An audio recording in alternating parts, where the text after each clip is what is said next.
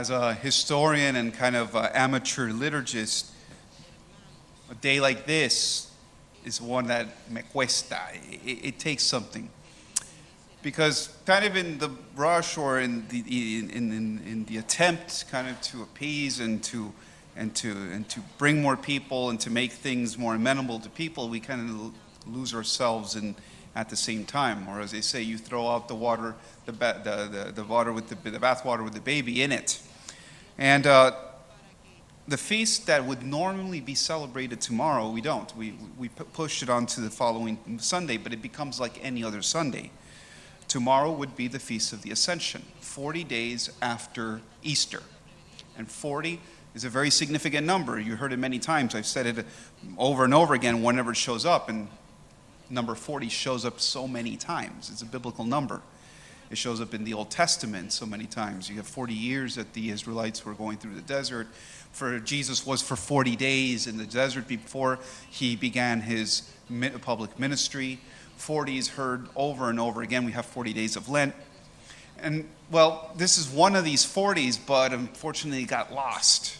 We kind of shuffled it out of the deck.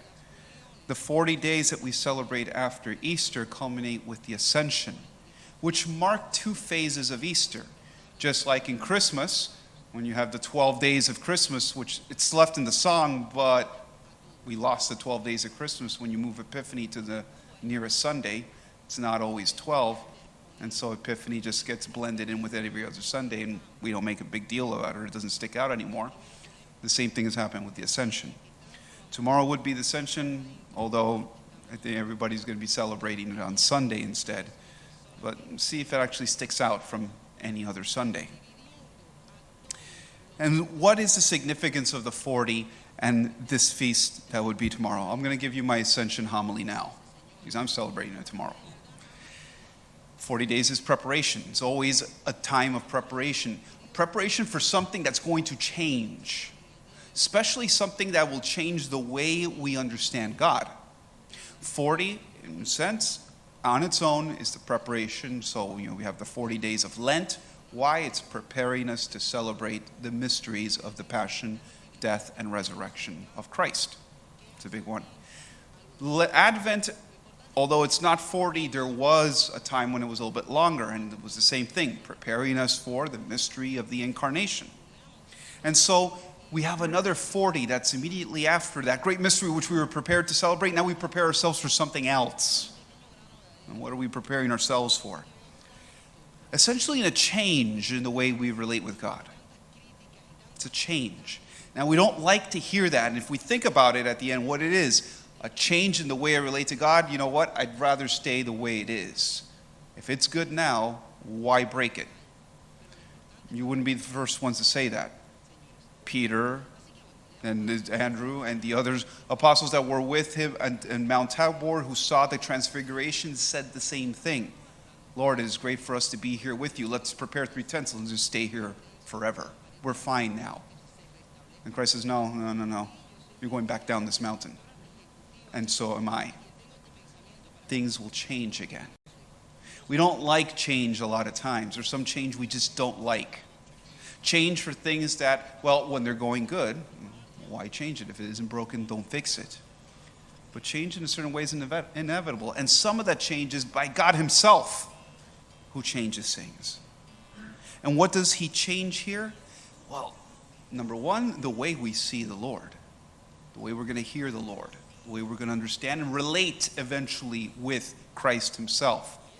Because for those apostles and the disciples who saw Christ and could talk to him like I'm talking to you right now, and would hear him the way you hear me right now, and could relate and eat with him and invite him and hang out with him, that's going to change from tomorrow on. And so that time of the resurrection that Christ was with his disciples at the same time served as a preparation. And this is what we hear in the gospel over and over again. Christ is kind of saying farewell. He's taking a while. But for the last week, we've been hearing the farewell of Christ. I'm going back to the Father. I'm going back to heaven. I'm not leaving you alone. But we're going to relate a little bit different from now on. There's going to be a change. And there will be a day when we're brought back together again and things will be just as good as you saw them. But until that day, prepare. Make preparations, because this one's going to be long. And that Holy Spirit, what we celebrate on Pentecost, is that reminder. It's that help that we have for that long time until we see the Lord again. In the first reading, it seems kind of disparate, like it doesn't have much to do with here. We have Paul and essentially failing to convert the Greeks. Paul goes to the Areopagus. This is where the philosophers spoke. And for the Greeks and the pagans, a pastime, especially amongst the intellectuals and the highbrow people, was to sit there and listen to an argument, to a philosophical argument, get into a debate, a cultured debate. Sometimes it might be convinced of something, sometimes no. And these philosophers, in essence, gave a homily, probably about philosophy or some truth of life, or even the God or gods themselves. And so St. Paul, being able to access that theater or that place where he was speaking and preached to the Greeks, it's a very privileged place. It was not a place that would be easy to go. It's to think about, how can I speak? It's like getting invited to speak at a joint session of Congress.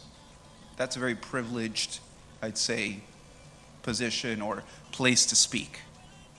And so Paul is given this enormous privilege, and he lays it all out. He even signals, look, you have an altar to the unknown God, because you yourselves know that you don't know everything about God. There's something that we might not know. And I'm here to fill in that gap. And he lays it all out. And the best reaction was, thank you, we'll think about that next. He didn't convince them. And one thing it reminds us is that despite our best intentions and even our hardest work, maybe we won't be able to convince everyone. But essentially, if we take that apart and look at what he was telling the Greeks, is essentially this: your relationship with the gods has changed. You who are used to seeing a God in a statue, and you can burn your incense, and you can see that God and touch that God and believe it. No, God is unseen. The way you listen to God is going to be different, not the way you've always thought so. The way you pray to your gods or to God, it's not going to be the same anymore. And I'm sure that bothered some. Never mind, take that noise somewhere else. But essentially, that's Christ preparing us to, and what we hear over the last couple of weeks, really. Christ telling us this relationship, this way, this comfort that we have with him is going to change.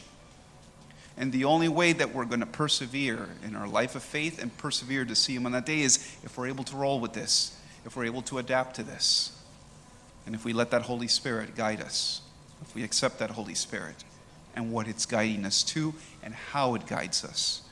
For the Holy Spirit is also the action of God inside each one of you. As each of us are baptized and confirmed, so we have that gift of the Holy Spirit, and that Holy Spirit is that voice, that conscience. It informs our conscience. And so we're being prepared for almost this great mission. Just as Christ himself was prepared for the mission, so are we. And we renew this mission every Ascension. Unfortunately, like I said, it gets kind of lost in the pages of the week. And it's a Sunday like any other. But there's what they call the Great Commission, and that's the last word that we hear on the Ascension. Go forth and teach all peoples. Go out and teach all. Where I was in Rome, in the Gregorian University, there was the great colossal statue of Christ. That's in the back, and as soon as you enter the Gregorian, the first thing you see is Christ, but he's pointing at the door as this, not welcome, come in here, go out, get out of here. And it says, ite, go and teach all people. Same thing that we have in the Belen logo in there. And so we remember that Great Commission. Our mission also as agrupados is that. Not only to have that relationship with Christ, and as our life changes, also to adjust and adapt, but to help bring others who run into their changes too, to help guide them too. So together, with that experience of the disciples, we see the Lord at the last day. In the name of the Father, and the Son, and of the Holy Spirit.